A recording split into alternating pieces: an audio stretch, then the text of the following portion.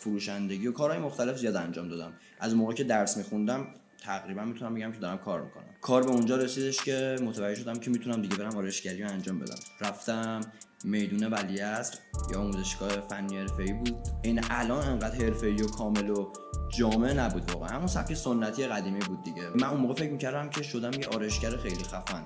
وقتی 3 ماه آموزشم تموم شد تو فنی حرفه‌ای، رفتم گفتم که من آرایشگرم، میخوام دنبال کار میگردم، اگه اوکی من بیام اینجا وایسم. من رفتم وایسادم تو مغازه. اولین نفری که نشست زیر دست من تازه اونجا فهمیدم که اصلا آرایشگر نشدم هنوز، کلی راه هست. تو یوتیوب یه بار داشتم میگشتم، خیلی باحال بودش. روی سقف سر یه سکشن اوری باز کرد. من حالا اون موقع که نمیدونستم اصلا سکشن اوری به چی است، اینا رو نمیدونستم. فقط دیدم که خیلی منظم یه لایه از مو رو روی سقف سر کشید بالا و برش زد.